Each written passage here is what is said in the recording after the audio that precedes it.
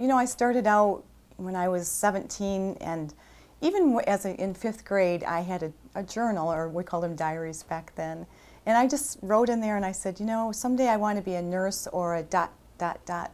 So I think I always knew that I wanted to be a nurse. And so as my parents aged, I was a nurse and they both developed cancer. My mom was breast cancer to begin with, and we got her through that. And they did a mastectomy back then. She asked me, what should I do, a lumpectomy, they said, or a mastectomy? And I said, well, let's do the pros and cons. And that came up with the mastectomy was the best choice. And so one of the things that she did go ahead and do it. And I remember my sister and I going into the office with the doctor, telling Mom, we got everything. Everything's clear. And well, my sister and I started crying. My mom was just so happy, and because my humor is not always that funny, but at the time I just said to the doctor, does that mean she gets half off on her next mammogram? And he just didn't know what to do. He didn't know what to say because he didn't know our family. We were all so relieved and my mom goes, oh, she's just kidding. It was just so sweet. And so, yeah, that was our story with the beginning of my mom's cancer, and then my dad had prostate cancer and then colon cancer. And that didn't take them from us. They lived to be 81 and 85, but what a journey of caretaking that was, because my other family, my two brothers and my sister, were not medical. So I just took them and brought them in with me, and it was one of the best times of my life, was just being able to take care of them. So it's just been just a beautiful life. My parents were always, my mom was one that said every day, look forward to something every day. And so she always was the most positive, wonderful mom in the world. And my dad was good to us too. And so I never felt any burden. I was, so content. If they ever said anything was wrong, it was like I would step right in, and we just all worked together for a beautiful time together with our families, all of our families. Well, my oldest daughter is 29 right now, but at 17 she developed a severe eating disorder, and it was so easy just to put my head in the sand and just not deal with it and just think that, oh, well, she looks thin, So as time went on, though, she needed to have treatment. So she's had treatment 3 times. She's gone in, and it's not a burden. It can be financially, but oh my gosh, just to know that she's still alive, because if I'm 130 pounds and 5'5", she would get down to 70 pounds and 5'5", and it was so hard to see that. And just watching that deterioration of someone that you love is just it's breathtaking. It takes your soul. It's so hard to watch that happen. And so just recently in December, she was starting to get down low again. And my youngest daughter lives in Australia. She studied abroad through Michigan State. And she said, you know what, Mom, I've lived in Australia for 4 years.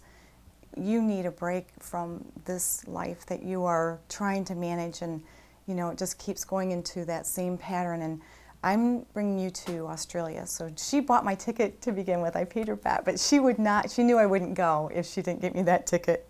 So off I went. I put everything in storage. I still have my home in Traverse City, Michigan, and off I went. And I'll tell you what, that was the most precious 6 months with that daughter, because she's 27, Melissa. And when I got over there, as soon as I got over to Australia, I said, well, when I get back, this is what I want to do. And she said, Mom, I want you just to be. I want you to stop. Don't think about what you're going to do in Memphis, what you're going to do in Traverse City. Just be with me, and let's just be for these next 6 months. And that turned my whole life around. It was like I just keep thinking of what I need to do, and I did nothing for 6 months. I mean, I did my business out of my home because I have a successful home-based business, but I could breathe again. I did the Spartan race. I never thought I could exercise like that. And I did so much self-care of breathing and yoga and just being with my youngest daughter that was 27, it still is 27. So I just can't tell you what it did for me. And I feel like maybe that saved my life with the cortisol, everything we know about the stress hormones. And I just feel like a new person. And I just feel like now when I've come back, I've learned other people's 911 is not my 911. And the other thing I learned from living in Australia is the food quality is so wonderful over there. And I lost 17 pounds, not thinking I needed to lose 17 pounds because we don't talk about weight in our family. And but what I noticed is that they didn't have ranch over there, and I love ranch dressing on my baked potatoes with jalapenos. So that was a change for me. But she was in charge of the food, and she didn't want me. When she came home from work, that was her outlet to be able to cook for me and caretake really for me. And so we ate so well. We got rid of the sugar. We got rid of because she didn't buy sugar. She didn't buy any bread. She didn't, so we didn't have any of those things that we were talking about in the camp too. It was just amazing, everything that has happened. And we saw the sugar movie and how it really impacted our lives. I think, we have such a responsibility to do what other people think we should do and be where we think we should be to please other people, but how important it is just to take that time for ourselves. And, maybe it's 10 minutes in the morning in the Bible or whatever their release is of their higher being.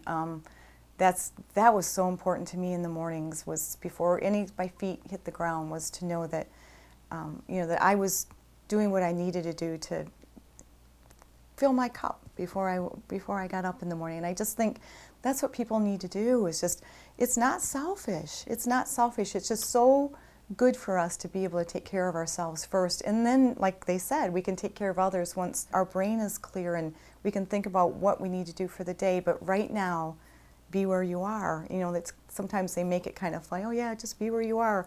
But if Melissa hadn't told me that when I was in Australia, I would not have been there. I would have been everywhere else for 6 months. So I do think it's so important to just be where we are supposed to be and just take 5 or 10 minutes for ourselves, in our brain even.